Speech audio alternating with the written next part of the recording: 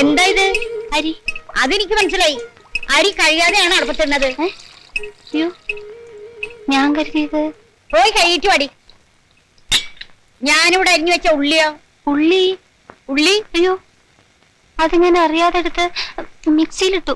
മൂപ്പിക്കാൻ വെച്ച ഉള്ളി എടുത്ത് മിക്സിയിലിടേ. നിനക്ക് എന്താണ്ടി വല്ല ഭ്രാന്ത് പിടിച്ചാ? കൊണ്ടാടി. പോടി പോടി. നീ ഇനി അടുക്കള കടന്നു പോവരുത്. താങ്ക് യു അമ്മച്ചി.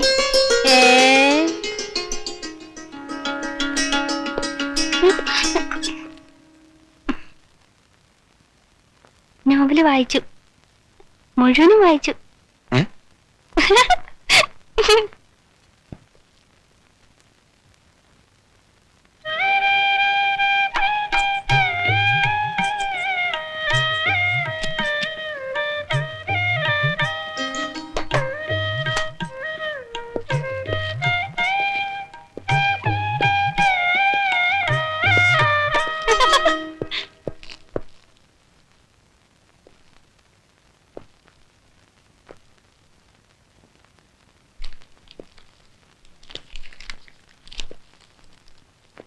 നല്ല ഇനം ചെമ്പുപാത്രങ്ങൾക്ക് മുസലിയാർ പാത്രക്കട. എനിക്കെതിരെ ഇപ്പൊ ചെമ്പുപാത്രം. എഴുത്ത് കിട്ടി. എല്ലാവരും ഉറങ്ങിക്കഴിഞ്ഞതിന് ശേഷം അടുക്കള ജനാലക്കൽ വരുമോ? സംസാരിക്കാം. ഒരു പെൺകുട്ടിയുടെ ചിരി കേട്ടല്ലോ ഇവിടെ. നീര വീണച്ചാ. അയ്യോ, വീണോ? എന്നിട്ട് എന്തെങ്കിലും പറ്റിയ കുട്ടിക്ക്? എന്റെ എഴുത്തിൽ അവൾ വീണെന്നാ ഞാൻ പറഞ്ഞത്. ഇതാ നോക്ക്. എങ്ങനെ ഇനിയെല്ലാം വെടിയും തീയും പോലെ സംഭവിക്കും. എല്ലാവരും ഉറങ്ങിക്കഴിഞ്ഞതിന് ശേഷം അടുക്കള ജനാലക്കൽ. എന്തിനാണാവോ സംസാരത്തിന് അടുക്കള ജനാല തിരഞ്ഞെടുത്തത്? എടാ മണ്ട, അവളുടെ മുറിയിലാകുമ്പോ മറ്റു പിള്ളേർ അറിയില്ലേ? എനിക്ക് തോന്നുന്നത് കുഞ്ഞമ്മയുടെ സപ്പോർട്ട് ഉണ്ടാവും ഈ പരിപാടിക്കെന്ന. വലിയ വീട്ടിലെ പെൺപിള്ളേരുടെ പ്രേമത്തിന് എപ്പോഴും ഒത്താശ ചെയ്ത് കൊടുക്കുന്നത് അവിടുത്തെ വേലക്കാരികളായിരിക്കും. ഓഹോ, എത്രയും പെട്ടെന്ന് രാത്രിയായ മതിയായിരുന്നു.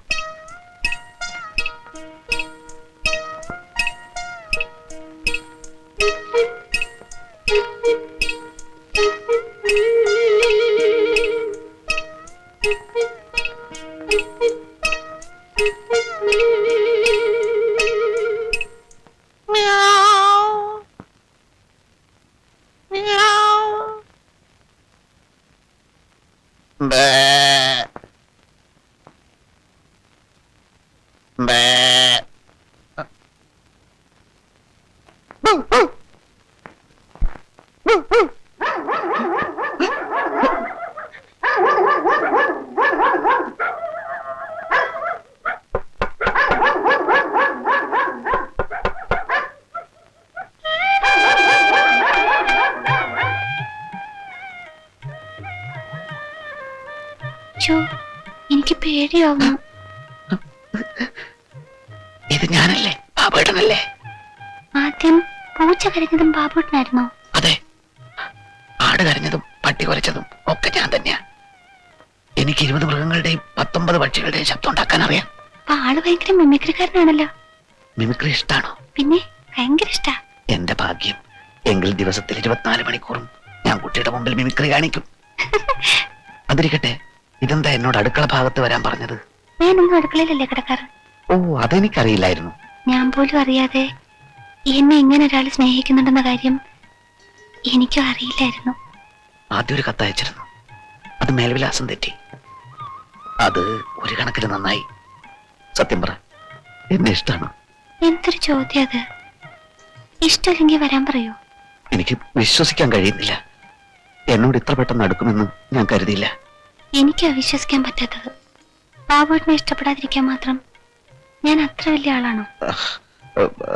പ്രായത്തിന്റെ കാര്യത്തിൽ എനിക്ക് ചെറിയൊരു സംശയം ഉണ്ടായിരുന്നു. എന്ത് പ്രായം? ബാബുവേട്ടന് എത്ര വയസ്സായി? 33. അല്ലല്ല, 29. അത്രയല്ലേ ഉള്ളൂ. എനിക്ക് 22 ആയി. 22? ഞാൻ വിശ്വസിക്കില്ല. സത്യമായിട്ട് 22 ആയി. 18 ആയതേ ഉള്ളൂ എന്നാണല്ലോ. കൃത്യനിഷ്ഠയുള്ള ജീവിതം ആയതുകൊണ്ട് വയസ്സ് കുറവേ തോന്നു. അതാ.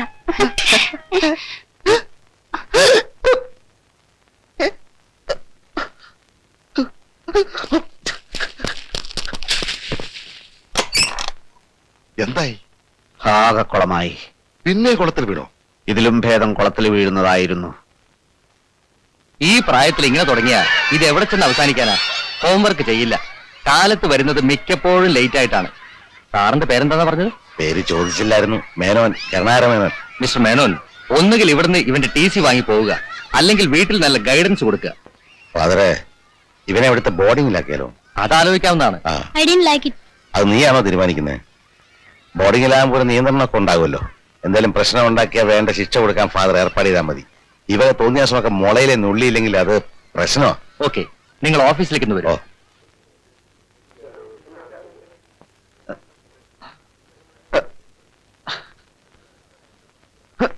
ഇനി എന്താ നിങ്ങക്ക് വേണ്ടത്? ഞാൻ മരിക്കുന്ന കൂടി കാണണോ? എനിക്ക് ക്ലാരയോട് കുറെ കാര്യങ്ങൾ സംസാരിക്കാനുണ്ട്.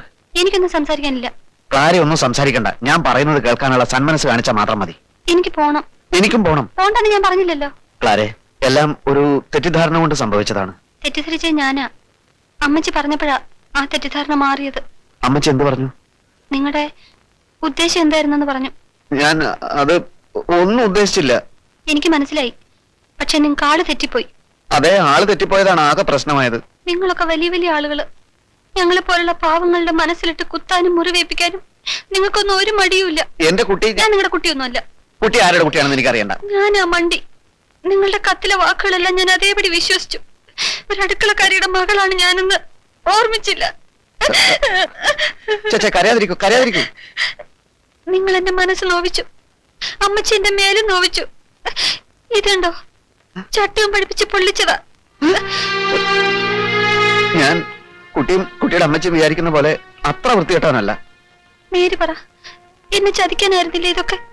നേര് പറഞ്ഞാൽ ചതിക്കപ്പെട്ടത് ഞാനാണ്. ഇനി അതൊന്നും പറഞ്ഞിട്ട് കാര്യമില്ല. ഞാൻ കാരണം കുട്ടി വേദനിക്കാനിടയായതിലാണ് എനിക്ക് വിഷമം. അടുക്കളക്കാരിയുടെ മോളാണെന്നുള്ള ആ ഒരു അപകർഷതാബോധത്തിന്റെ ആവശ്യമില്ല. വരൂ, എന്റെ ഒരു മനസമാധാനത്തിന് വേണ്ടി മാത്രം ഞാനെല്ലാം പറയാം. അഡ്വക്കേറ്റ് അനന്തൻ പേർക്ക് ഒരു കത്തുണ്ട്.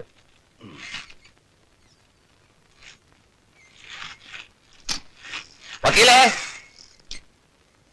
വക്കീൽ. വക്കീലിന്റെ എഴുത്തുണ്ട്. ആ, കോടതിയിൽ നിന്നായിരിക്കും. ഇനി അങ്ങോട്ട് ചെല്ലേണ്ടെന്നുള്ള അറിയിപ്പായിരിക്കും.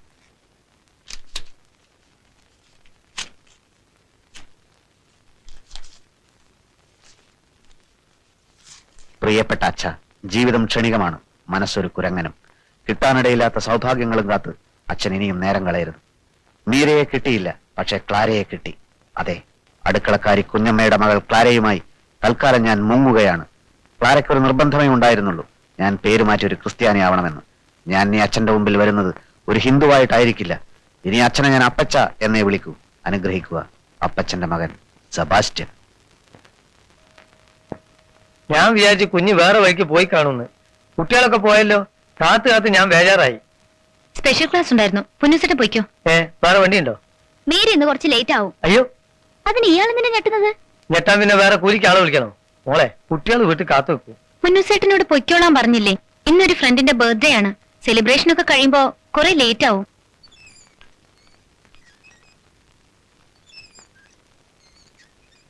ഇപ്പൊ സമയം എത്രയായി? എന്തേ, എത്രയെന്ന് അറിയാൻ ചോദിച്ചാണ്. ഞാൻ ലേറ്റ് ആയതുകൊണ്ടാണോ? മോക്കിപ്പോ വയസ്സെത്രയായി? കാര്യം എന്താണെന്ന് പറ. അല്ല, മോടെ പ്രായത്തിലുള്ള ഒരു കുട്ടി വീട്ടിൽ കയറി വരേണ്ട സമയമാണോ ഇത്? അതും പ്രായമായിട്ട് എന്ത് ബന്ധം? കുറച്ച് ദിവസമായിട്ട് ഞാൻ ശ്രദ്ധിക്കുന്നു. എന്ത്? എന്റെ പ്രായമോ? അതോ ഞാൻ വീട്ടിൽ വരുന്നതോ? വേറൊന്നും ശ്രദ്ധിക്കാനില്ലാത്തത് കൊണ്ട് ഇത് ശ്രദ്ധിക്കാമെന്ന് വെച്ചു അല്ലേ? Good night. നിക്കടി അവിടെ.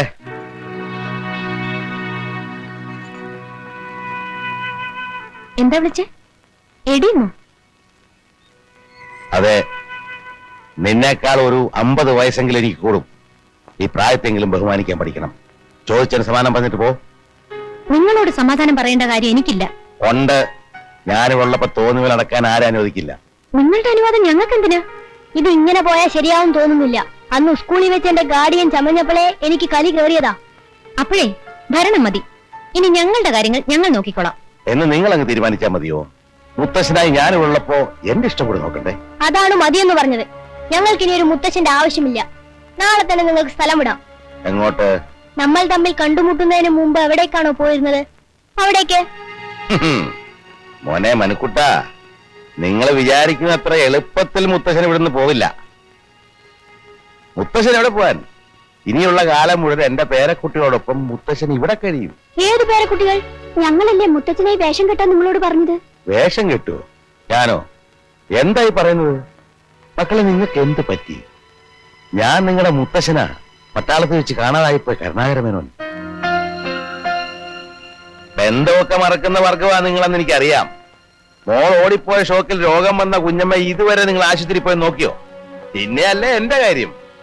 നല്ല ഭാഷ പറഞ്ഞ് നിങ്ങളെ നേരെയാക്കാവുന്നുള്ള വിശ്വാസമൊന്നും എനിക്കില്ല. ചുട്ടാടി തന്നെയാണ് വരുന്നത്. ആരെങ്കിലും സ്വന്തം ഇഷ്ടപ്രകാരം ഇനി ഇവിടെ പെരുമാറിയാൽ ഈ കൈയിന്റെ കരുത്ത് അപ്പ ഞാൻ മനസ്സിലാക്കി തരും. പാമ്പിനാണ് നമ്മൾ പാല് കൊടുത്തത്. മുഖത്ത് നോക്കി പറഞ്ഞത് കേട്ടില്ലേ, മുത്തച്ഛനാണെന്ന്.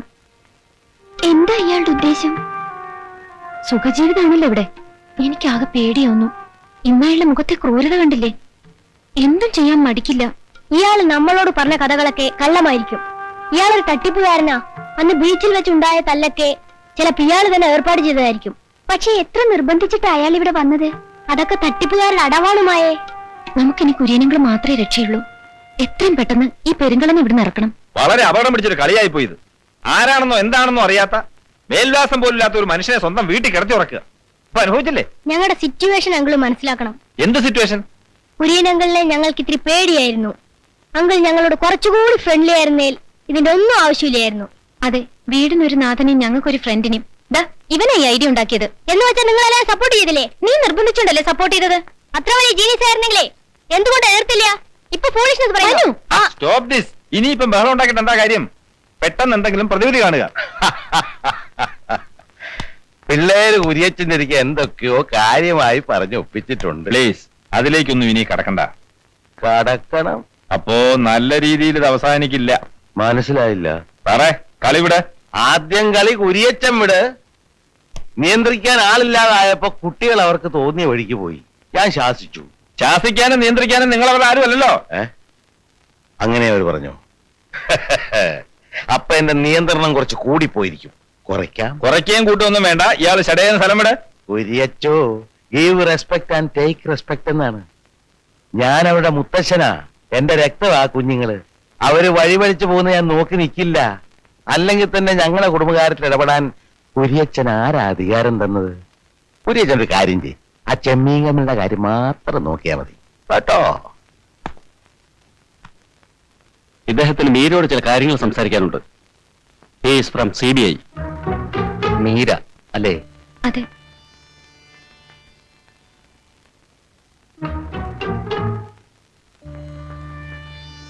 മീരയാണ് ഇപ്പൊ ഫാക്ടറി കാര്യങ്ങളെല്ലാം നോക്കുന്നത് അല്ലേ? അത് അതെ. ആർമിയിലായിരുന്ന മുത്തച്ഛൻ വീട്ടിൽ വന്നിട്ട് ഇപ്പൊ എത്ര നാളായി? അധികമായിട്ടില്ല. എന്ന് വെച്ചാൽ മീരയുടെ ഡാഡിയും മമ്മിയും ആക്സിഡന്റിൽ പെട്ട് മരിക്കുന്നതിന് മുമ്പോ പിൻപോ? ഏറ്റവും താഴെയുള്ള കുട്ടി മഞ്ജു അല്ലേ? ആ കുട്ടിക്ക് സംസാരശേഷി വീണ്ടും കിട്ടിയോ? സോറി മിസ്റ്റർ മാത്യു ജോൺ, ആ കുട്ടിയെ എംബാരസ് ചെയ്യിക്കണ്ട. ക്ലാസ് നടക്കുന്ന അവസരത്തിലാവുമ്പോ. Yes, I understand. അപ്പൊ മീര ഞങ്ങളോടൊന്ന് കോപ്പറേറ്റ് ചെയ്യണം. എനിക്ക് ചില കാര്യങ്ങൾ അറിയാനുണ്ട്. വീട്ടിലോട്ട് വന്ന ചില അസൗകര്യങ്ങൾ ഉണ്ടാവും. ഞങ്ങളുടെ ഓഫീസിലൊന്ന് വന്നൂടെ? എന്താണ് സർ കാര്യം? കാര്യമില്ലാതെ ഞാൻ മീരയെ കാണാൻ വരില്ലല്ലോ. എന്നാൽ മീര വെക്കുള്ളൂ. മിസ്റ്റർ മാത്യുവിന്റെ അഡ്രസ്സും ഫോൺ നമ്പറും ഞാൻ കളക്ട് ചെയ്ത് വെച്ചേക്കാം. Yes sir.